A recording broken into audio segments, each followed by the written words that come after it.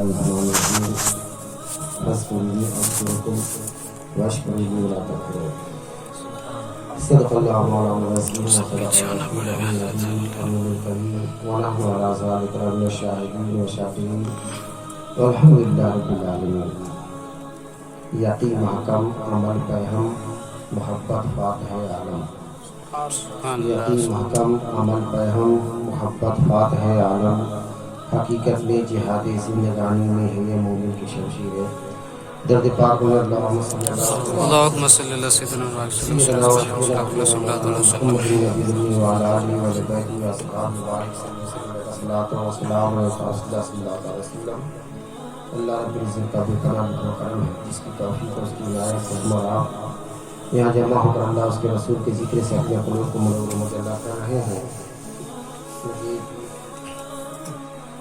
سردی کا موسم ہے اور آپ حضرات کے چہرے پہ سردی کے اثر کے ساتھ ساتھ نیند کا غلبہ بھی دیکھ رہا ہوں.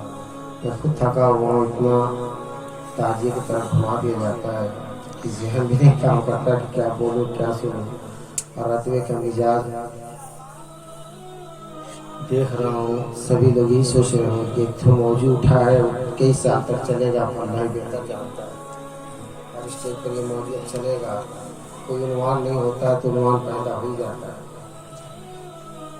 اور بڑی اچھی ناصحانہ خطاب حضرت مولانا منہاج حبیبی صاحب کی آپ نے سماعت کی. کیونکہ یہ وہ مرکزی جگہ ہے حافظی سلسلے کی جہاں سے پورے جھارکھنڈ میں سلسلہ حافظیہ کی نشو و اشاعت ہے. جو جتنے بڑے درجے پر فاج ہوتا ہے اس کی ہلکی بھی غلطی قابل گرفت ہوتی ہے. اور گاؤں والے اور اسی بات کریں مگر اتنی بات ہائی لائٹ نہیں ہوتی. آپ روز گیہوں کھائیں ہم روز گیہوں کھائیں کوئی بات نہیں. اللہ کے نبی آدم علیہ السلام نے ایک دن گیہوں کھا لی بڑی بات نہیں. تو بڑوں کی چھوٹی بھی غلطی قابل گرفت ہے. رتبے ہی وہ سرجمین ہیں اچھے اچھے علماء رتبے نے جھارکھنڈ کو دیا.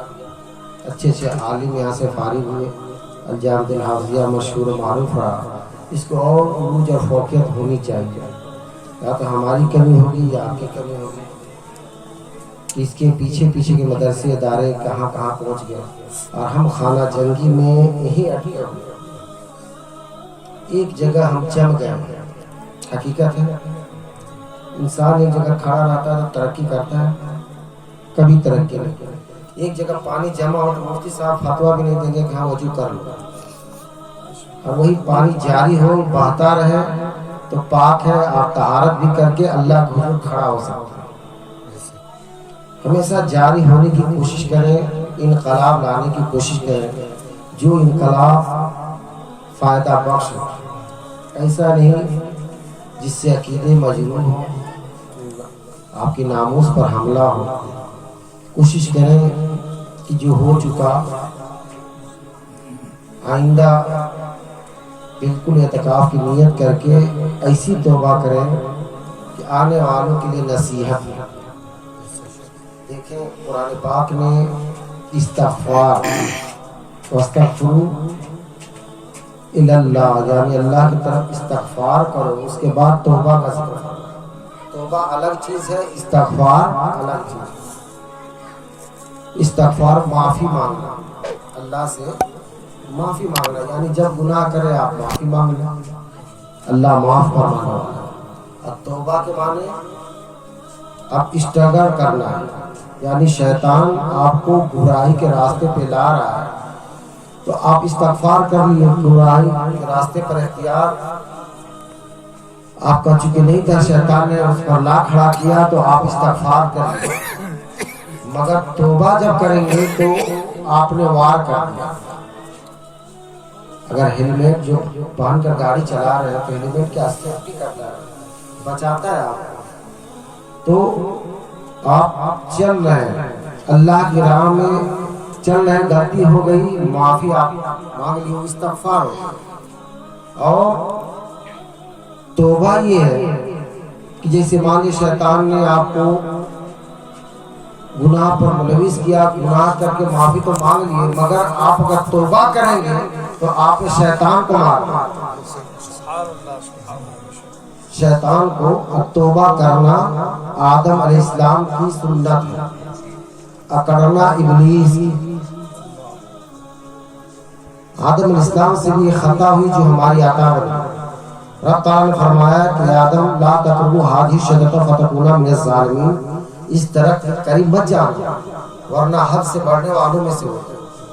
आपने गेहूं खा ली, अल्लाह ताला ने गिरफ्त फरमाया कि आदम तुझको मैंने मना किया था, तूने गेहूं क्यों खाया? आदम इस्लाम ने कहीं जवाब नहीं दिया। आप खामोश हैं कि उसको क्यों जवाब देना जिसने मुझे पैदा किया।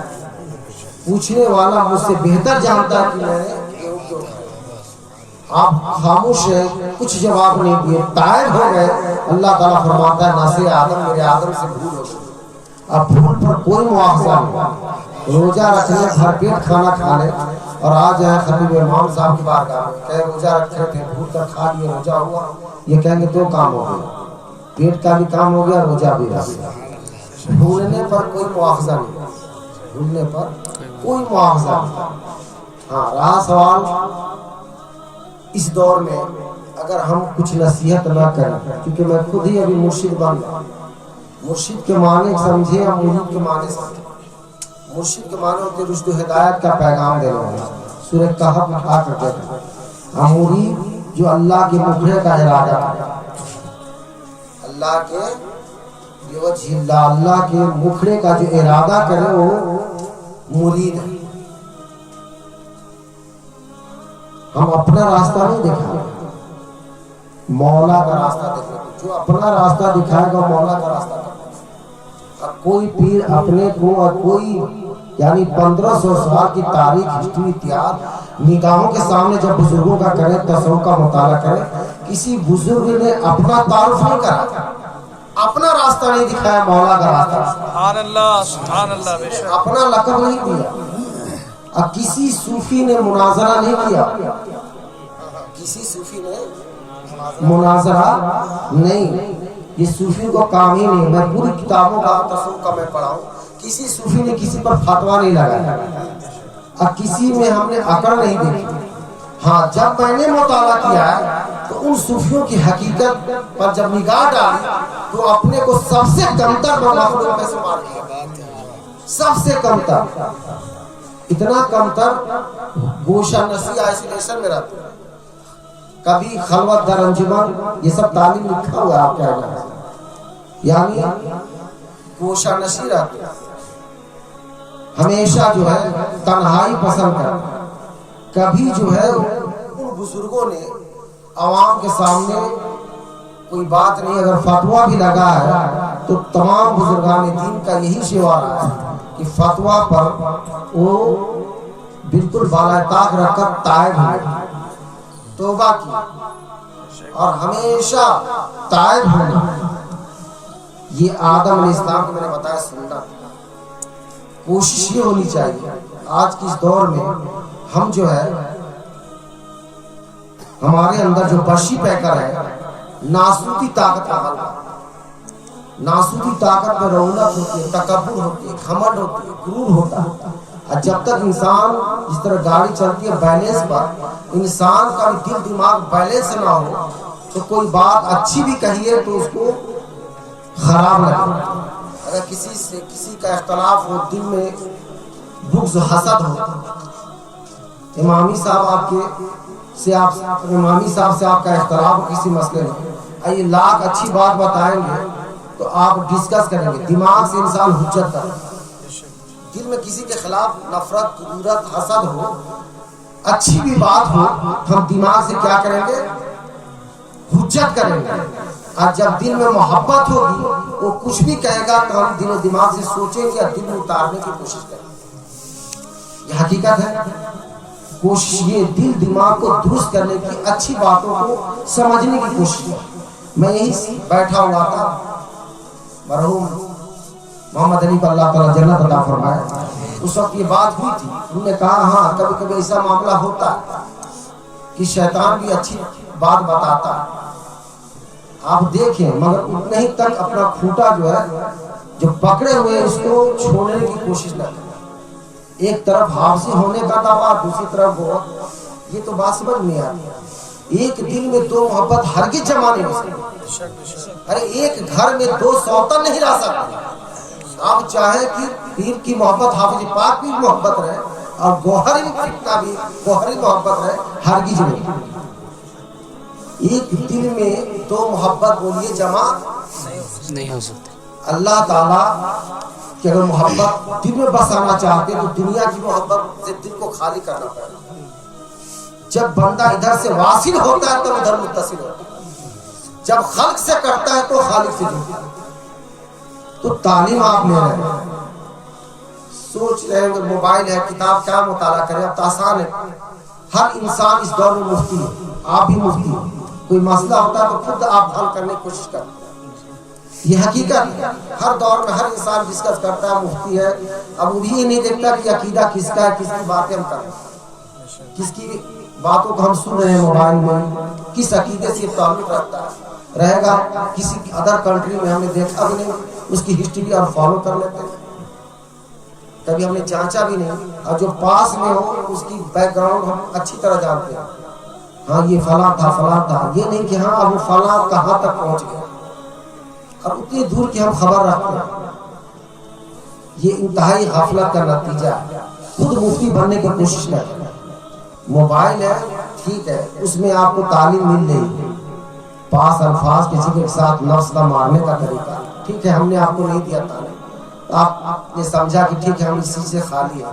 جبکہ میں نے کتاب کو تصنیف کرا دی تھی، آئین حافظی اس میں تھا. آپ نے کمپیئر کیا کہ ہاں وہی تعلیم آپ کو اس چیز سے بھی مل گئی. یہی مغالطہ آپ کو لیڈ ہوگا اور آپ نے رابطہ بھی نہیں کیا. 2005 کی میں بات بتا رہا ہوں، مسند خلافت پر بیٹھنے کے بعد میں اس چیز کو، میں چونکہ آپ لوگ بیٹھے ہوئے ہیں اور اپنے لوگ ہیں تو بتا رہا ہوں کہ گوہری فتنہ کو میں 2003 سے جانتا ہوں. اور حافظ نسیم الحق سے جب بات ہوئی، ہم نے پوچھا آپ کب سے جانتے ہیں؟ انہوں نے کہا 2018 سے میں دیکھا. ہم نے کہا کہ 2003 سے میں دیکھا. اور کب دیکھا؟ اسی سرزمین جھارکھنڈ میں. مدرسے سے میں آیا تھا، چھٹی تھی، گھاٹوں میں جمال شاید موجود تھا. ابا جو بڑی سخت بیمار تھے، تابل پترا کے جلسے سے شوگر بڑھا تھا، ہاسپٹل میں ایڈمٹ تھے اور وہاں سے ڈسچارج کر کے غالباً خواجہ بھائی مختار بھائی کے ڈیرے میں تھے. اور اس زمانے میں کیو ٹی وی چلا کرتا تھا. کیو ٹی وی پر ایک بیانات لوگ سنا کرتے تھے، دیکھتے تھے. سامنے کسی نے رکھ دیا کہ اگر دیکھیں گے تھوڑا نیوز وغیرہ، تو کیو ٹی وی کسی نے لگا دیا. تو اس میں ڈاکٹر طاہر القادری صاحب امام مہدی کے تعلق سے خطاب کر رہے ہیں. چند ہی لمحے کے بعد ابا ہو، میں موجود ہوا، شاید جمال بھی موجود تھا. برجستہ انہوں نے، چونکہ جمال ایک مسئلہ پوچھا تھا یہ جلیلائی کے تعلق سے.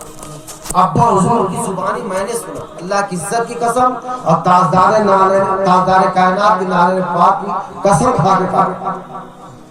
بڑی غور سے، چونکہ کتاب اگر آپ کے گھر میں کھانا بن رہا ہو، آپ دسترخوان بھی جلدی بازی رہتی ہے، انسان کہیں نکلنا ہوتا ہے، آپ کو جلدی ہوتی ہے جلدی کھانا نکالیے، میں کہیں جا رہا ہوں.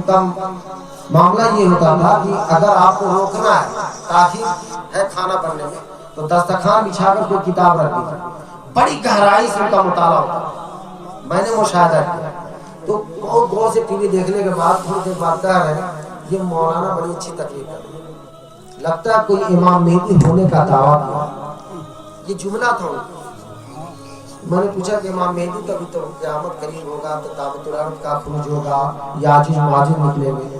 ابا جو مسکرا کے فرماتے ہیں کہ کئی مہدی ابھی آئیں گے، ابھی بہت مہدی آئیں گے، ابھی کئی مہدی آ کے دعویٰ کر کے جا چکے. اب بہت ابھی مہدی آئیں گے جو امام مہدی ہوں گے، انہیں اعلان کرنے کی ضرورت نہیں ہوگی، ان کو بتانے کی ضرورت نہیں ہوگی. چہرہ دے کر حرم شریف کی زمین سے آواز بلند ہوگی اور تمام لوگ جمع ہو کر امام مہدی کا اعلان کریں گے. ابا حضور قبلہ کی زبانی بات ہوئی. پھر دجال کی بات آئی تو ابا حضور نے فرمایا تھا جو ایمان والا ہوگا تو اس کو تکلیف بھی نہیں ہوگی پہچانے کی. پیشانی پہ لکھا ہوا پڑھ لے گا کافر، لیکن مردوں کو زندہ بھی کرے گا، پانی بھی برسائے گا، ہریالی بھی لائے گا. کون پہچانے گا؟ جس کے اندر ایمانی حرارت ہو. یہ آپ جس کے دست گرفتہ ہے ان کا قول پیش کرو. اور میں اس چیز کو آج مشاہدہ کر رہا ہوں کہ اس دور میں دو مہدی ابھی میں دیکھ رہا ہوں. شکیل بن حبیب بھی مہدی بن. اب کون بڑا بھائی ہے کون چھوٹا بھائی ہے اب اللہ بہتر ہے. تو امام مہدی کے تعلق سے حدیث پاک ایمان ہے ہمارا. آقا جو کہا دے وہ پتھر کی لکیر, جو سرکار نے کہا دیا اسی طرح ہو بہو. سرکار نے جو قیامت کا نقشہ کھینچ دیا کیسے ہوگا, کیا کیا حالات لوگوں کے ہوں گے. کئی مرتبہ میں سر سجدے میں رکھوں گا, رب کا کیا حکم ہوگا, سب آقا ایسے بتا رہے ہیں جیسے دست مصطفیٰ پر میدان محشر بپا. اور آقا بتا رہے ہیں کہ آخری وقت آخری شخص جو جنت میں جائے گا اس کا کنڈیشن کیا ہوگا. سرکار آج بتا رہے ہیں قیامت ابھی بہت بار ہوگا. آقا فرماتے کہ 4 مرتبہ سر سجدے میں رکھو. رب تعالیٰ فرمائے گا عرفہ راسک اے معبود سر سجدے سے اٹھائیے. چونکہ ترجمہ قرآن کا اہل ذوق نے الگ الگ ترجمے بھی کیے ہیں. چونکہ قرآن سمندر ہے, آپ کا ذوق ہے جیسے چاہے کریں. عرفہ راسک کا ترجمہ ہے اے معبود آپ سر سجدے سے اٹھائیے. مگر عارفانہ ترجمہ یہ ہے اے معبود ذرا مکھڑا تو دکھائیے. ابھی عقیقے کے تعلق سے محفل کا انعقاد کیا گیا. مفتی عبدالرحمان صاحب اس بچے کو 10 روپیہ دیں گے تو چہرہ بھی دیکھیں گے خوش ہے کہ نہیں. چہرہ دیکھیں گے, چہرہ دیکھ لیں گے تو سمجھ جائیں گے اتنا بھی راضی. آقا فرمائیں گے رب تعالیٰ فرمائے اس عرفہ راضی یعنی سجدے کی حالت اللہ کو بے انتہا پیارا ہے. جو دینا تھا سجدے کی حالت میں دے دیتے. سجدے کی حالت اللہ تعالیٰ کو کیا ہے بے انتہا. کیونکہ جس چہرے پہ ہمیں ناز ہے فخر ہے, کتنا کریم پاؤڈر کیا کیا نہیں لگاتے اور کسی کے آگے نہیں جھکاتے. اگر جھکاتے تو رب جلال کے آگے جھکاتے. اس سے بڑھ کر بندے کی کوئی عاجزی اور انکسار نہیں ہو سکتی. اس لیے یہ عاجزی انکساری اللہ کو بے انتہا پیار ہے. تو دینا تھا تو سجدے کی حالت میں دے دیتے. عرفہ راس یعنی وہ سجدے سے سر اٹھائیے. بزرگان فرماتے نہیں اے محمود ذرا مکھڑا تو دکھائیے. 4 مرتبہ آقا سر سجدے میں رکھے. رائے کے برابر بھی جس کے اندر ایمان ہوگا. آقا صلی اللہ علیہ وسلم جو جہنم میں جا چکے ہوں گے آقا جہنم سے نکال کر جنت عطا فرمائے. اور جو جہنمی جنت میں جا چکے ہوں گے نا تو لوگ کہیں گے دیکھو جہنمی کی جماعت آ گئی, اچھا لگے گا. ابھی آپ تائب بھی ہو گئے نا تو لوگ آپ کو نہیں چھوڑیں گے. لوگ کہیں گے دیکھو گوری لوگ آ رہے ہیں, اچھا لگے گا آپ کو, لگے گا. تو لوگ بار بار کہیں گے جہنمیوں کی جماعت آ رہی, جہنمیوں کی جماعت آ رہی, تو اچھا ان کو لگے گا. وہ کیا کہیں گے اللہ جس کے صدقے میں تو جہنم سے نکال کر جنت عطا فرما دیا اسی کا واسطہ اسی کا صدقہ مانگتا ہوں کہ تو یہ ٹائٹل لیبل بھی مٹا دے. اللہ تعالیٰ ان کو جنتیوں کے سب ایسے ملا دے گا کہ پھر دوبارہ کوئی اسے جہنمی نہیں کہے گا. یہ ایک بات ہوگی ضمن میں نے عرض کر دیا. میں یہ عرض کر رہا تھا کہ جتنے اولیاء کرام کے ماننے والے کسی کا بھی ہسٹری, کسی کی بھی ہسٹری, کسی کی بھی تاریخ آپ اتہاس اٹھا کر دیتے ہیں, سب کی تاریخ اتہاس یہی رہا کہ سب گوشہ نشین رہے. بلکہ یہاں تک فرماتے ہیں کہ کرامت ان کے گرد و غبار ہوا کرتی ہے, ان کے پاؤں کی گرد و غبار کرامت ہے. کسی نے حضرت بایزید بستامی سے پوچھا حضرت آپ کی سب سے بڑی کرامت کیا ہے؟ آپ فرماتے ہیں کہ میری سب سے بڑی کرامت یہی ہے کہ اللہ کی سروے زمین پر میں کھڑا ہوں. یہ سب سے بڑی میری کرامت ہے. مجھ جیسے گناہگار کو تو زمین میں دھس جانا چاہیے, میں کھڑا ہوں, یہ میری بہت بڑی کرامت.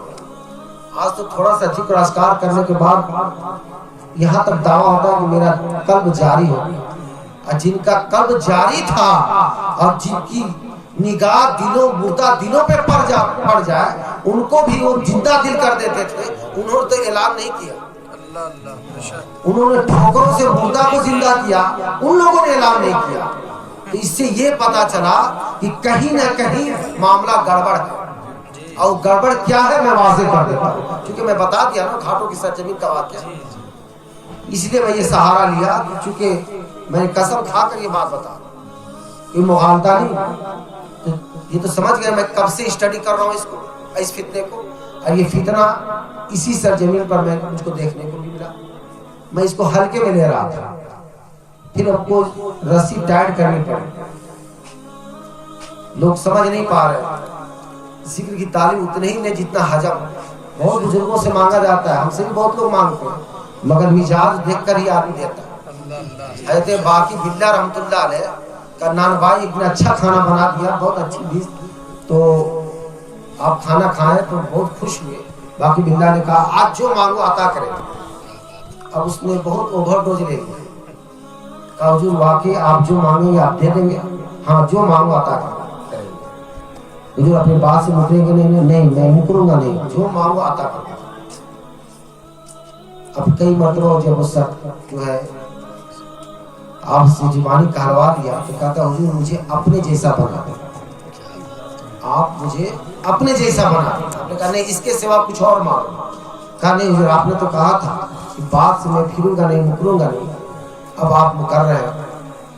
آپ نے فرمایا کہ ٹھیک ہے جو مانگ رہا ہو میں دے رہا ہوں. سارے مریدین دیکھ رہے ہیں یہ تماشا. باقی بلّہ نان بھائی کو لے کر حجرے میں داخل ہوئے.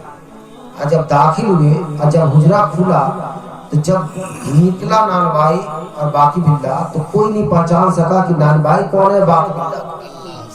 ہوں بہو چہرہ, شکل و شباہت بالکل برابر. اب یہ منظر دیکھ کر سب مریدین حیران ہو کہ ہمارا پیر صاحب کون ہے, باقی بلّہ کون ہے. مگر کچھ مریدوں میں بھی دانشور ہوتے ہیں, کیا دیکھتے ہیں کہ باقی بلّہ آگے تھے اور ایک قدم پیچھے جو تھے وہ نان بھائی تھے, اور گردن ہل رہی تھی, یعنی تاب نہیں لا پا رہے. مانگنے کو تو بہت بڑی چیز مانگ لیا مگر ڈول رہا تھا. دھیرے دھیرے ڈولتے ڈولتے تیسرے دن ان کا انتقال ہو. باقی بلّہ نے فرمایا نان بھائی بڑا میرا اچھا تھا مگر بہت بڑی چیز مانگ لی, اوور ڈوز لے لی, برداشت نہیں کر پایا.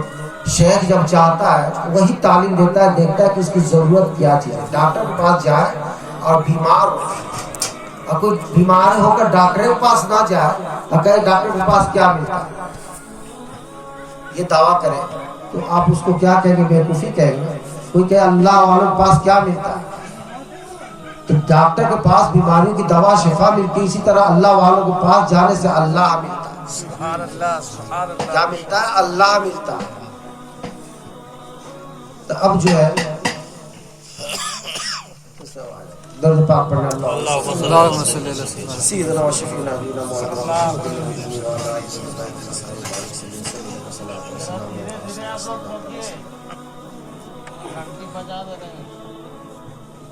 تقریر نہیں میں سمجھا رہا ہوں, جو جو باتیں آ جا رہی ہے ذہن پہ تو آمد ہو رہی تو میں ورد کر دے رہا ہوں. باقی بلّہ رحمۃ اللہ علیہ نے نان بھائی کو عطا کیا مگر وہ سنبھال نہیں سکے.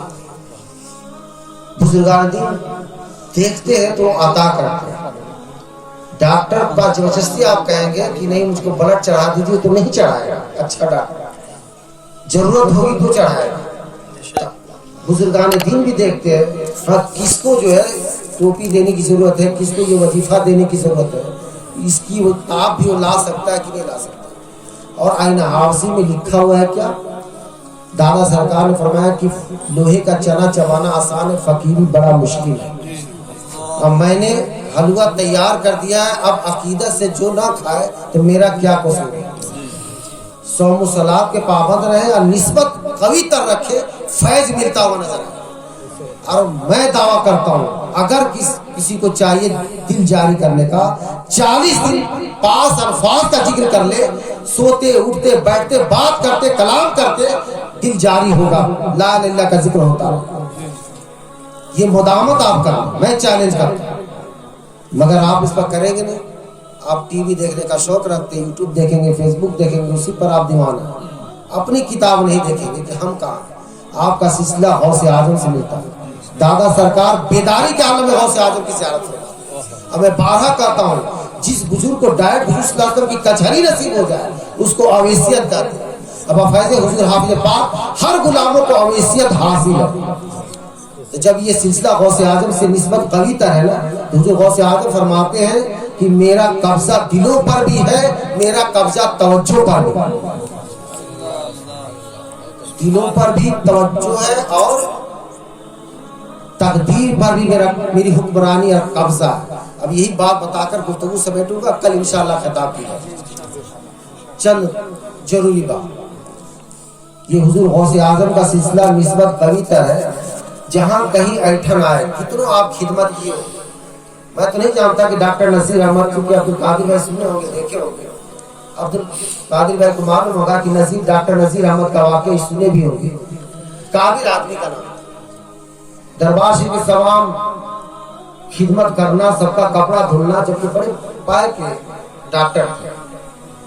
اور جب توجہ ہٹ گئی، گمراہی کا راستہ اپنے اختیار کر لیا، اور گمراہی ایسی گمراہی کہ جب بڑے سرکار قبلہ کو معلوم ہوا کہ میرے حافظ صاحب عابد علی شاہ کا مرید ہے، میں اس کو نہیں چھوڑوں گا، میں سمجھاؤں گا۔ لکھنؤ سے گورکھپور آئے سمجھانے کے لیے، اور سمجھاتے رہے۔ دروازہ آپ نے کھٹکھٹایا، پوچھا ڈاکٹر نذیر احمد صاحب آپ گڈھے میں گر رہے ہیں، گڈھے سے باہر آ جائیے۔ میں سمجھا اس لیے رہا ہوں کہ میرے حافظ صاحب کے آپ مرید ہیں، گڈھے سے باہر آ گئے۔ انہوں نے ایک جملہ کہا کہ میں گڈھے میں ہی رہنا چاہتا ہوں۔ آپ نے فوراً رجسٹر پہ لکھ دیا کہ حسب منصب ڈاکٹر نذیر احمد صاحب گڈھے میں رہنا چاہتے ہیں، اب معذور کر دیا گیا۔ اب کوئی اس سے نہ ملے، جو ملے گا وہ بھی جو ہے گمراہ ہو جائے گا۔ یہ جب مریدوں کو جب تلقین کر دی گئی تو دیکھ لیجئے، یہ جو بات بتا رہا ہوں یہ آپ کے ساتھ میں چھپ چھپا کر لوگ ملتے تھے۔ عبدالصمد دردھاوی بتاتے ہیں کہ ڈاکٹر نذیر احمد صاحب کے تمام حاضر مریدوں میں ان سے بڑا پکڑ تھی، لوگ ان سے جانا ملنا جلنا چھپے چھپے کرتے تھے، مگر محفل میں جب آتے تھے صدر مجلس میں تو کہتے تھے نہیں ہم جانتے ہیں فلاں جگہ عرس لگا رہے ہیں، فلاں جگہ دورہ کر رہے ہیں، مرید کر رہے ہیں، مگر ہم ملنے نہیں جاتے، خبر ملی ہے۔ چھپے چھپے ملتے تھے لوگ، خبر لاتے تھے۔ ایک دن یہ راز فاش ہو گیا، ایک مرید روتے ہوئے عبدالصمد دردھاوی کے پاس آیا، حضور صحیح آپ دادا سرکار نے فرمایا تھا کہ یہ نذیر احمد خود گمراہ ہے اور جو اس کی محفل میں جائے گا وہ بھی گمراہ ہوگا۔ عبدالصمد دردھاوی پوچھا کیا معاملہ ہے؟ حضور میں چھپے چھپے جایا کر رہا تھا، آپ نے فرمایا کہ ہم جانتے تمہارا کٹر دوست تھا، لنگوٹیا یار تھا، دوست تھا، تم جاتے تھے ملنے، خبر تو ہم لوگ کو تھی، کیا خبر لائے؟ حضور محفل سما کرا رہا تھا اور سب سیکھوں کو مرید کیے ہوئے تھے، ہم لوگ تو تھے ہی، ہم لوگ کو بھی دعوت دے دیا تھا، تو ہم لوگ گئے تھے، سیکھ بھی تھے، اور محفل سما جب شروع ہوا تو ہم لوگوں نے نگاہ ڈالی تو کرشن بھگوان سب کا فوٹو چاروں طرف لگا ہوا تھا۔ ہم لوگ گھبرائے، وہ کچھ بولے نہیں۔ ہم اپنے سما میں جب شروع ہوا تو اس نے کرشن یا سیکھ کے سامنے پڑھنے کے لیے کلام کہا، تو ہم لوگوں نے روکا کہ ارے پہلے حضور کا یعنی مولا علی کا قول پڑھو یا منقبت پڑھو۔ تو فوراً جو اس میں سے ان کے مرید میں سے کوئی شیخ یا کسی مذہب کا رہا ہوگا، ایک تھپڑ ہم کو بہت زور سے مار دیا کہ ہمارے پیر صاحب کچھ بول ہی نہیں رہے، تم بول رہے ہو۔ تب ہماری آنکھ کھلی ہے کہ نہیں، جو اس کے ساتھ رہے گا وہ بھی گمراہ ہوگا۔ اب ہوتا کیوں ہے گمراہ معلوم ہے آپ کو؟ کل انشاءاللہ پوری ڈیٹیلز ہوگی بات، یا پھر دھیرے دھیرے بات آپ سننے کی کوشش کریں اور تعلیم لیں۔ ایک کتاب ہے دادا سرکار کی راز فنا، فنا کے 7 درجے ہوتے ہیں، جیسے غلام محمد قادیانی کیوں گمراہ ہوا۔ تو چونکہ یہ موضوع رکھے رہے گا مولانا صاحب، تھوڑا سا ٹچ کرے گا تو میں تھوڑا سا آج دے دوں گا اس پر روشنی۔ انسان بھٹکتا کیسے؟ دیکھیے جب بھی بندہ عبادت کرتا ہے توجہ الہی سے عبادت کرتا ہے، کس سے کرتا ہے؟ اور یہ خطاب میں آج سے 17 سال پہلے ابا وجود قبلہ کی زبانی سنا ہوں، جس کے سامنے مقبول حاری صاحب موجود ہیں بھٹھٹ کی زمین پر، جو مولوی ہدایت اللہ کو اور کئی مولانا لوگ ابا وجود ڈانٹ رہے ہیں۔ یہ تقریر سن لیجیے، یاد آ جائے گی۔ ابا وجود قبلہ کی یہ بیانات میں سنا تھا، چونکہ پھر میں نے اس پر تحقیق کیا۔ بندہ جو بھی عبادت کرتا ہے، چاہے نماز روزہ، اپنی طاقت سے نہیں، کس سے؟ توجہ الہی سے۔ اور توجہ الہی ملتا ہے شیخ سے، پیر و مرشد سے۔ اور حضور غوث اعظم فرماتے ہیں کہ اللہ تعالیٰ نے اس توجہ پر مجھے قبضہ عطا فرمایا، جس کا توجہ چاہوں اپنے طرف بحال کر لوں اور جس کا توجہ چاہوں اپنے سے دور کر لوں۔ جب حضور غوث اعظم نے فرمایا کہ میرا یہ قدم تمام اولیاء اللہ کے گردنوں پر ہے، ایک ولی تھے نا جو حج بیت اللہ کے لیے جا رہے تھے، 60-70 مریدوں کے ہمراہ جا رہے تھے، آپ نے فرمایا غوث جمع آپ کا قدم میرے گردن پر نہیں. حضور غوث پاک نے فرمایا تھا خنزیر کا قدم، اور وہ ہوا کہ نہیں معاملہ. ایک مرید تھا سچا، پکارا استغاثہ لگایا بارگاہ غوثیت مآب میں، یا غوث اعظم میرے پیر کی حالت درست فرمائے، میرے پیر پر ترس کھایا، رحم کریں. مجھے غوث اعظم نے فرمایا جا میں نے تجھ پر ترس کھایا اور تیرے شیخ کی توجہ کو میں نے بحال کر دیا. اللہ تعالیٰ نے مجھ کو اس پر دسترس حاصل کیا، جس کا توجہ چاہوں بحال کر دوں، جس کا توجہ چاہوں اپنے سے دور کر دوں. اب جیسی توجہ بحال ہوئی فوراً تالاب میں کود پڑے اور توبہ استغفار کرنے لگے. پھر مرید نے کہا حضور حج کے لیے نہیں، پہلے غوث پاک کی بارگاہ میں چلے. ان کا کرم ہوا کہ آپ کی حالت درست ہو گئی. تو پتہ یہ چلا کہ سلسلہ غوث اعظم کا ہے. توجہ جہاں ہمارا گڑبڑ ہوگا تو ہم کہاں گریں گے کوئی ٹھکانہ نہیں. جس کی زبان پر میری دل کی صدا غوث یا غوث ہے، کون نہیں سنتا. بھائی سرکار کو وجد آ جاتا، کہیں نہ کہیں مار لگزش ہوئی ہے. وہ اپنے گریبان میں جھانکے توجہ دے کہ کہاں سے میری خطا ہوئی. لاکھ دعویٰ کرے، ہر دعوے کے لیے دلیل کی ضرورت ہوتی ہے. میں دلیل مانگوں گا، مرتے دب تک دلیل مانگوں گا. یہ کہیں نہ کہیں خطا پر مبنی ہے. رہا سوال، ہاں جب تک دل معترف نہیں کرے گا آ بھی نہیں سکتے. دلوں پر بھی کیونکہ غوث اعظم کی حکمرانی ہے. حضور غوث اعظم فرماتے ہیں کہ اللہ تعالیٰ نے دلوں پر بھی، میری لوگوں کے مخلوق کے دل پر بھی رب تعالیٰ نے قبضہ یہ قدرت عطا فرمایا. ایک مرید نے کہا حضور غوث پاک سے، چونکہ آپ کا خادم تھا، ساتھ چلتا تھا، جمعے کی نماز کے لیے آپ چل رہے تھے. اس مرید سے کہیں چلو میرے ساتھ. اس نے انکار کر دیا، حضور میں نہیں جا سکتا کیونکہ خلق خدا کی مخلوق اتنی بھیڑ ہو جاتی ہے کہ میں گارڈ کا کام نہیں کر سکتا، میں دھکا کھا کے دور چلا جاتا ہوں، اس لیے حضور مجھے بخش دے. آپ نے فرمایا چلو کوئی بھی لوگ دھکا مکی نہیں کریں گے، ایسا معاملہ نہیں ہوگا، لوگوں کا ہجوم نہیں ہوگا. اور وہ بڑا تعجب کرنے لگا. حضور غوث پاک جب خطاب کرتے 70 ہزار کا مجمع ہوتا، خوف کا یہ عالم ہوتا کہ لاشیں اس مجمع سے نکلتی تھی. حضور غوث اعظم زندہ فرما دیا. اب جو ہے وہ مرید جب یہ معاملہ دیکھا یہاں کوئی نہیں، بھیڑ بھاڑ ہوگا، تو گیا دیکھا حضور غوث پاک نے خطاب بھی کیا. سارا معاملہ نماز پڑھانے کے بعد نکلے، کوئی مل ہی نہیں رہا، کوئی سلام مسافہ کچھ نہیں. اب اس کے دل میں دوسرا خیال آیا، حضور غوث پاک سے کوئی مل نہیں رہا ہے، بڑا بےدبی بہت کر رہا ہے، کوئی مل نہیں رہا ہے، کوئی مسافہ معانقہ دسبوسی کچھ. یہ سب دیکھ کر جس کے دل میں طرح طرح کے خیالات آنے لگے. حضور غوث پاک نے ایک نگاہ ڈالی، جیسی نگاہ ڈالی خلق خدا کا ہجوم ٹوٹ پڑا، مخلوق ٹوٹ پڑے. اب وہ دھکا کھا کر دور جا گرا. آپ نے اس کو طلب کر کے فرمایا کیا سوچ رہے تھے؟ یہی سوچ رہے تھے نا کہ کوئی لوگ مل نہیں رہے، سلام نہیں کر رہے. دیکھو میں جس کا دل چاہوں اپنے طرف کھینچ لوں اور جس کا دل چاہوں اپنے سے دور کر. اللہ تعالیٰ نے حضور غوث پاک کو قدرت عطا فرمائی کہ دلوں پر بھی ان کی حکمرانی. جس کا دل چاہے اپنے طرف پھیر لے، جس کا چاہے اپنے سے دور کر. تیسری بات، کفر مبرم اور معلق دو قسمیں ہوتی ہے. کفر حضور غوث پاک کو اللہ تعالیٰ قدرت اور طاقت عطا فرمائی کہ آپ اس کو بھی ٹال دیا کریں. ایک بڑھیا دعوت دی تھی حضور غوث پاک.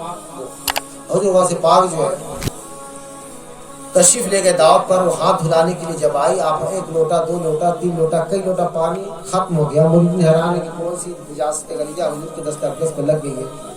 اب یہ چہرے پہ جلال کا آثار دیکھ کر کسی کی ہمت نہیں ہوئی کہ کوئی پوچھے. صبح کے وقت خانقاہ میں جب چہرے پر رونق تھی تو مریدوں نے پوچھا حضور رات کی دعوت والا معاملہ سمجھ نہیں آیا. وہ بڑھیا دعوت دی تھی، اتنا پانی کا آپ نے اسراف کیا، کون سی نجاست دست اقدس پہ لگی تھی، ہم غلاموں کو سمجھ نہیں آیا. کتنا پانی کا جو آپ نے اسراف کیا. حضور غوث اعظم فرماتے جب بڑھیا میرا ہاتھ دھلانے کے لیے آئے تو میری نگاہ اس کے پیشانی پہ چلی گئی. اس کے پیشانی پہ جہنمی لکھا ہوا تھا، کفر مبرم تھا. جب تک جہنمی لفظ مٹا کر جنتی نہیں لکھوا دیا میں ہاتھ دھوتا رہا، کیونکہ میری غیرت میں اجازت نہ دی کہ جو میرا ہاتھ دھلائے وہ جہنم میں جائے. یہ جب بات حضرت مجدد علی ثانی سرہندی رحمۃ اللہ علیہ کے نگاہ سے جب گزرا تو آپ شش پیش میں پڑے کہ جب ایک اللہ کا نبی اور ایک اللہ کا ولی یعنی حضرت خضر علیہ السلام حضرت موسیٰ علیہ السلام دو شخصیتیں موجود ہیں اور بچے کی گردن کیوں موجود ہے؟ دعا کر دیتے اللہ تعالیٰ ایمان کی دولت عطا کر دیتا. جب ایک نبی اور ایک ولی جو ہے کفر مبرم کو نہیں ٹال سکے غوث اعظم کیسے ٹال دیا کرتے؟ رات سوئے پریشان تھے، یہی واقعہ کو نگاہ میں بساتے ہوئے جیسی آنکھ لگی حضور غوث اعظم کا دیدار ہوا. حضور غوث اعظم فرماتے ہیں میرے بیٹے تم اس میری کرامت پر شک کرتے کہ میں کیسے کفر مبرم کو ٹال دیا کرتا تھا، جا میں نے تجھ کو بھی اختیار اور پاور عطا کر دیا. تم بھی جس کے لیے دعا کرو گے اللہ تعالیٰ ایمان کی دولت عطا فرمائے گا. کفر مبرم ہوگا اللہ تعالیٰ اس کی ایمان کی دولت عطا فرمائے گا. یہ سجدہ حضور غوث اعظم سے نسبت کبھی ہے. جہاں انانیت رعونت تکبر آئے گا، جہاں توجہ ہٹ جائے گی، دل دماغ سب بیلنس میں ہوتے ہوئے بھی آپ سمجھ نہیں پائے. شعور جہاں چھینا، یہ شعور بہت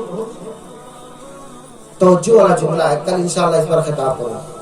اب میں آتا ہوں اس بات پر، یہ تو سمجھ گئے کہ سلسلہ غوث اعظم کا ہے. جہاں اپنے پیر کو چھوڑ کر ڈائریکٹ لینے کی کوشش کریں گے گمراہی کے سوا کچھ ہاتھ نہیں ہے. بارہ کہا جاتا ہے خسرو کی طرح محبت کیوں؟ ابھی خسرو نے ایک ولی کا جنازہ جا رہا تھا، چھپ گئے تھے. خواجہ نجار نے پوچھا تھا کیوں نہیں جنازے کی نماز پڑھی؟ آپ نے کہا حضور اگر خسرو کو جنت چاہیے تو آپ کے صدقے میں جنت چاہیے. خسرو کسی اور کا محتاج ہے. اگر خدا محشر میں بھی اپنا جلوہ دکھائے گا میں خدا کو بھی نہیں دیکھوں گا. خدا جب جلوہ دکھائے گا میں خدا کو بھی دیکھوں گا تو پیر کی صورت میں نہیں. یہ ہونی چاہیے محبت. یہ محبت ہے، یہ عقیدہ ہے تو مرید ہے، ورنہ مراد ہے اللہ اس کے رسول کی معرفت پسانے کی کوشش کرے. ہوتا کیوں ہے یہ معاملہ ہمارے ساتھ؟ یاد رکھ لیں فنا کے 7 درجے ہوتے ہیں. اگر کوئی ہوا میں بھی ہوئے، کچھ خطوط تھے ایسے جب میں پڑھ رہا تھا خطوطوں کو اب تصنیف کر رہا تھا، ایک خطوط ایسے بھی احمد آباد کے سرجمی شاعر تھے، اس میں لکھا ہوا تھا ایک شخص ایسا ہے جو کرامتیں دکھاتا ہے، بہت بڑی بڑی کرامتیں دکھاتا ہے، بڑی شہرت ہے اس کی، مگر نماز نہیں پڑھتا. ابا حضور قبلہ نے فوراً اس کے جواب میں چونکہ شام ہو گئے خط بھیجتے تھے، خط اس کا جو ہے لگا دیتے تھے جوابی کارڈ، اس کارڈ ہوتا تھا نا ڈبل لگا رہتا تھا. جواب میں نے لکھ دیا، انہوں نے کا جملہ تھا اس میں لکھو کہ وہ شیطان ہے شیطان ہے شیطان ہے، ہوا میں بھی اڑے گا تو ولی نہیں ہو سکتا. جوگی جیپال ہوا تھا کہ ہوا تو کیسے اس کے اندر پاور ہے؟ کیسے ہوا میں انسان اڑ سکتا ہے؟ وہ آپ سوچتے ہوئے کہ نہیں ولی ہی جو ہے اللہ والے ہی ہوا میں اڑ سکتے ہیں. یہ غیر قوم ہو کر کیسے ہوا میں اڑا؟ مشرک ہو کر کیسے ہوا میں اڑا؟ جب غرینوار کی جھوٹی پڑی تب اس کو سمجھ میں آیا کہ اس کے آگے بھی کچھ درجہ ہوتا ہے. دیکھ لیں فنا کے 7 درجے ہوتے ہیں، ایک ملکوتی حیوانی انسان. یہ 3 درجوں کے لیے کوئی مذہب کا قید نہیں ہوتا. ہر دھرم کے لوگ اس کو حاصل کر سکتے ہیں اپنے محنت و مشقت سے. 4 درجے مومنوں کے لیے خاص ہوتی ہے، ملکوتی جبروتی لاہوتی ہاوتی. اس کے لیے ایمان شرط ہے. جس کو جوگی جیپال کو بڑا ناز تھا، ہوا میں جب اڑنے لگا حضور غرینوار کی جب جوتی پڑی تب اس کو ہوش آیا کہ اس کے بعد بھی کوئی درجہ ہے. حضور غرینوار نے فرمایا اس کے آگے تو بھی 4 درجے ہیں جو مومنوں کے لیے خاص ہے. کلمہ پڑھو، کلمہ پڑھنے کے بعد جسم کے ساتھ جب ہوا تو اس نے کہا روح نے تو کلمہ پڑھ لیا، جسم کے ساتھ کلمہ پڑھا، تب اس کو قیامت تک کی زندگی بھی عطا ہو. جب اس نے جوتی کھایا تو کیا کہا حضور مجھے اسلام میں داخل فرما دے. داخل فرمانے کے بعد اس نے ایک چیز مانگی، حضور مجھے ایک چیز چاہیے. آپ نے فرمایا کیا چاہیے؟ تو قیامت تک کی زندگی چاہیے. تو زندگی دینا تو اللہ کا کام ہے. غرینوار یہ نہیں فرمایا کہ ہاں اللہ کا کام میں نہیں دے سکتا. پتہ یہ چلا کہ زندگی دینا اللہ والوں کا بھی کام. دادا سرکار نے ٹھوکر سے مردوں کو زندہ کیا کہ نہیں؟ اب یہ دور چل رہا ہے کہ لوگ غوث پاک کے کرامتوں کو بھی انکار کریں کہ یہ تو کہانی اور قصہ ہے. یوٹیوب فیس بک پہ یہاں تک کہا جاتا ہے کہ عیسیٰ علیہ السلام تھوڑی دیر کے لیے مردوں کو زندہ کرتے تھے پھر وہ قبر میں لٹا دیا کرتے. حافظ عابد علی شاہ رحمۃ اللہ علیہ کی آپ نے کرامت دیکھی ہے کہ عبدالعزیز صاحب کو جو زندہ کیا تھا، تعاون کی بیماری جو چلی تھی بلے کی، جیسے ابھی کورونا کا چل رہا ہے، ताउन की जो बीमारी चली थी, उस समय जब आपका इंतकाल हुआ तो उनको जो है 1996 में मैंने देखा 1996 तक जिंदा है और 1996 में उनका इंतकाल है। 40 साल तक जिंदा है। कितने साल तक? 40। और खुद अपने दरबार शरीफ से देख फातिहा के बाद धोकर अपने वहां ले जाते थे। हर 7 शव्वाल को फातिहा कराते। अब पूरी जिंदगी लाइफ उन्होंने कब्रिस्तान में गुजारा, कभी घर नहीं रहा, कब्रिस्तान में ही कुटिया डाले हुए थे, वहीं रहा करते थे। तो पता ये चला कि फना के 7 दर्जे होते हैं। कितने दर्जे होते हैं? तो जो जब मालूम हुआ कि इसके लिए ईमान लाना शर्त है, जब ईमान ले आ चुका उसके बाद उसने कहा हुजूर क़यामत तक की जिंदगी चाहिए। तो आपने फरमाया तो ड्यूटी भी देता हूँ, जो भी मेरे आस्थाने पे आएंगे भटकेंगे उन्हें रास्ता दिखाना, और नाम अब्दुल्ला बियाबानी आपका रखा गया। तो पता ये चला कि अल्लाह वाले भी जिंदगी अता करते हैं अल्लाह की ज़ात से, अल्लाह की तौफीक से। तो फना के 7 दर्जे होते हैं, 2-3 दर्जे के लिए कोई मजहब का कह देना। इसीलिए दादा सरकार ने राज फना किताब लिखा था। जब नबूवत का दावा किया था, उसमें क्या नाम है?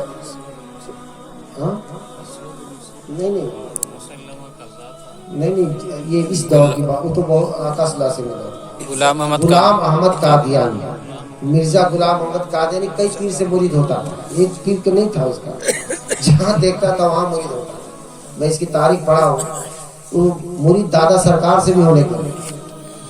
फिर उसके बाद नबूवत का जब दावा किया तब आपने एक रात उठकर, चूंकि उनका एक पार्ट सा जो अलग अलग होकर अल्लाह अल्लाह का जिक्र आप फरमाया करते, बहुत सी कराम आते हैं। बहरहाल उन्होंने कलम उठाया तो चूंकि राज फना में ये बात अपने वाजे की है कि अल्लाह अगर तुझको मंजूर हो तो मैं ये राज बोलता हूँ, अगर तुझको मंजूर नहीं तो मेरा कलम बंद हो जाए। उसके बाद उन्होंने ये वाकया लिखा कि गुलाम अहमद कादियानी जो है अमल कर रहा था। क्या कर रहा था? हर हुलूल के मुवक्किल होते, कोई अमल वजीफा पढ़ रहा था, ईसा नाम का मुवक्किल हुलूल कर गया। अब वो इसको फरिश्ता समझ बैठा। क्या समझ बैठा? कि फरिश्ता हम पर वही लाता है। अब जो है अपने आप को नबूवत का दावा करता था और चैलेंज करता था कि 4000 गाय उसमें अपने जमा करूंगा और करके दिखा भी देता था। तब दादा सरकार ने वाजे की कि इसने जो है अमल किया है, अमल के जरिए मुवक्किलों को कब्जा किया और मुवक्किलों को मुवक्किल नहीं समझ बैठा, उसको फरिश्ता समझ बैठा और गुमराही का रास्ता अख्तियार किया। इसलिए जो बंदा जिस हाल में रहता है शैतान उसी हाल में गुमराह करना चाहिए। अगर आप दुनियादारी में रहेंगे तो दुनिया के ऐशोइयत में शैतान हो जाएगा। अगर दीन के दाम में रहेंगे कि हम नफ्स को मारे, जिक्र अस्कार करें, तो इसी में शैतान उलझाकर गुमराह करे। और किसको नहीं कर सकता? जो अल्लाह वालों के दामने करम से वाबस्ता होते हैं, उन पर शैतान के मकर फरेब का जाल नहीं चलता।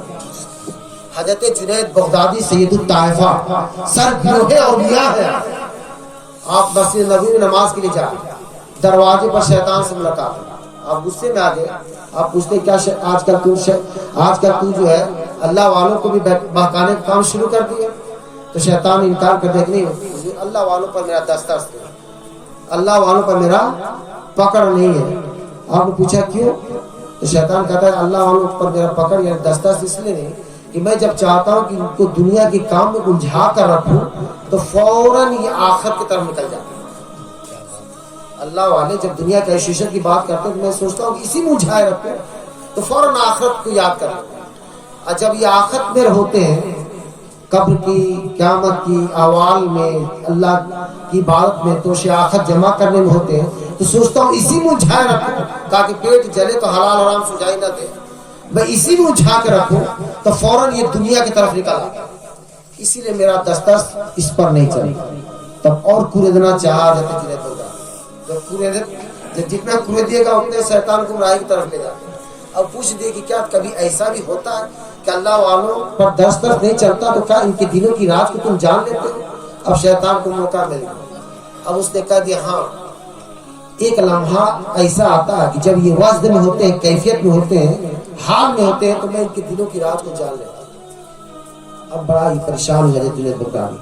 اسی پریشانی کا اثنا میں آپ مسجد نبوی میں تشریف لے گئے نماز کے لیے، اب بڑی پریشان تھے کہ دلوں کی رات کو شیطان جان لیتا ہے وزن کی حالت میں، پریشان تھے۔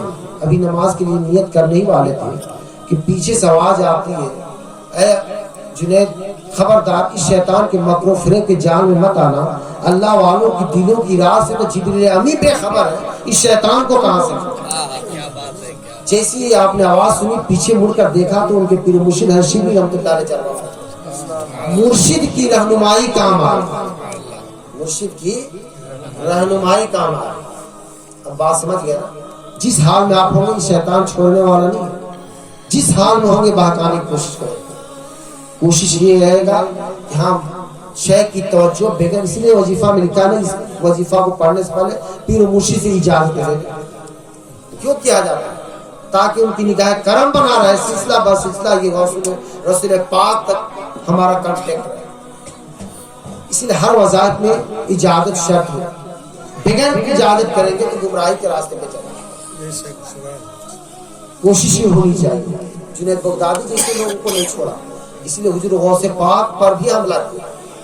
آپ پر کیا حملہ کیا؟ بادل کے شکل میں آیا، کہتا ہے اے عبد القادر میں تیرا خدا بول رہا ہوں، اب تجھے کوئی نماز روزہ جو زکات کی ضرورت نہیں ہے، تمام عبادت ریاضت کو میں نے قبول کر لیا، اب تجھے عبادت کی ضرورت نہیں۔ یہ لفظ سنتے ہی حضور غوث اعظم نے فرمایا لا حول ولا قوت، آسمان پھٹ گیا، آواز آئی عبد القادر تجھے تیرے علم نے بچا لیا۔ حضور غوث اعظم فرماتے مجھے میرے علم کے سوا اللہ کے فضل نے بچا لیا۔ تو شیطان کہتا ہے عبد القادر میں تجھ جیسے 70 غوثوں کو گمراہ کر کے آ گیا، تو جیسے 70 غوثوں کو گمراہ کر کے آ گیا۔ اس دور کی بات بتا رہا ہوں، اس دور تو تھوڑا سا میں لوگ بھٹک جائے۔ حضور غوث اعظم اسی لیے فرماتے ہیں، اس کال پہ آپ عمل کریں گے؟ ہاتھ کھڑا کریں، کتنے لوگ عمل کریں؟ اور شجاع شریف پر بھی آپ کا مہر لگے گا، اور حضور غوث پاک کی اس کال پر بھی آپ کا یہ کال جو ہے نصیحت مولانا صاحب وصایا شریف ہے، اور بھی بہت سے کتابوں میں یہ وصیت درج ہے۔ حضور غوث پاک کا جب وصال ہونے لگا، انتقال کا وقت جب قریب آیا، تو سب بچوں نے وصیت کے لیے درخواست پیش کی، کچھ ہمارے لیے وصیت فرما، ایسی نصیحت جس پر ہم عمل کریں۔ حضور غوث اعظم فرماتے ہیں کہ تمہارے لیے ایک نصیحت یہ ہے کہ اپنا تقوی کا بنیاد، تقوی سمجھ رہے ہیں نا، جو عبادت ریاضت جو آپ کر رہے ہیں جتنا اسکار، اپنا تقوی کا بنیاد اعمال ظاہری پہ رکھنا، اس پر رکھنا، اعمال ظاہری پہ رکھنا۔ اعمال ظاہری سے مراد یعنی نماز روزہ حج زکات پہ رکھنا۔ اگر تقوی پر رکھو اور نماز روزہ حج زکات سے لوگ دور رہیں، ہوا میں بھی پورے ولی نہیں ہو سکتے۔ حضور غوث اعظم کی وصیت آخری وصیت، درجنوں کتب میں یہ آخری وصیت درج ہے۔ آپ فرماتے اپنے تقوی کا بنیاد اعمال ظاہری پر۔ یہ مصلح کیا ہے؟ دہلیج خدا ہے۔ دہلیج خدا پہ جب بندہ کھڑا ہوگا تب رب کو پیار آئے گا تو مقرب بندوں میں شمار کیا ہے۔ اس کو آپ ہٹا کر تقوی اگر لینا چاہیں گے کبھی کامیاب نہیں ہو سکتے۔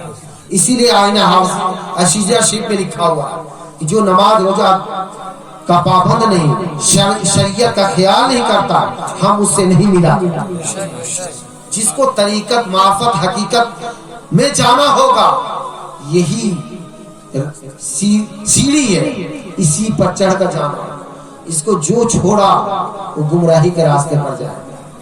ہاں، کسی 5 وقت کی نماز پڑھتا ہو، تہجد گزار بنے، ذکر و اذکار کرتے کرتے جب اس مقام پر پہنچے گا تو اس کی نگاہ لوح محفوظ پر ہوتی، تقدیر کو بندہ پڑھنے لگ جائے۔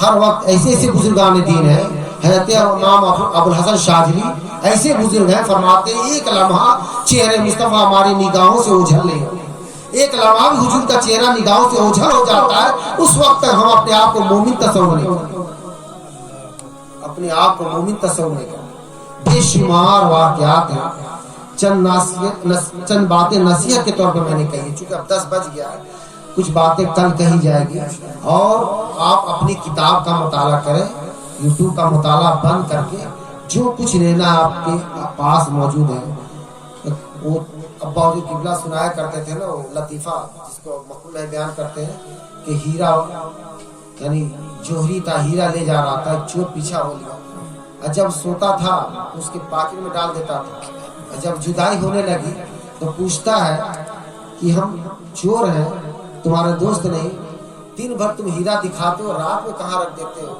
پتہ نہیں چلتا ہے رات بھر ہم تلاش کرتے ملتا نہیں ہے دن میں دیکھتا ہوں کہ تمہارے پاس ہوتا ہے تو اس جوہری نے کہا ہیرا تمہارے پاس ہوتا ہے مگر تم ہیرا سے دور ہوتے جتنا مجھے تم نے ٹٹولا ہے کاش ایک دن اپنے آپ کو ٹٹول لیتے تو کامیاب ہو جاتے آپ اپنے کو دیکھیں آپ اپنے بزرگوں کی تعلیم آئین حافظی ذکر اذکار کریں اور مراقبہ کریں انشاءاللہ سارا فیض ملتا ہوا نظر آئے یہ کبھی تصور نہ کریں اپنے دل میں کہ ماذ اللہ حضور غوث اعظم کا خزانہ ختم ہو گیا نہیں میرے بھائی حضور غوث اعظم کا خزانہ رسول اعظم کا خزانہ اور حضور صلی اللہ علیہ وسلم کا خزانہ اللہ کا خزانہ اور اللہ کے خزانے میں کسی چیز کی کمی نہیں ہے اس پر رہیں گے قائم ایمان دین دنیا دونوں سلامت رہے گا اللہ رب العزت کی بارگاہ میں دعا ہے کہ اللہ تبارک تعالی ہماری دنیا اور آخرت دونوں سنوار دے اور ہم سب کی اللہ تعالیٰ اتنا فرما کر اپنی نور اپنی تجلی عطا فرمائے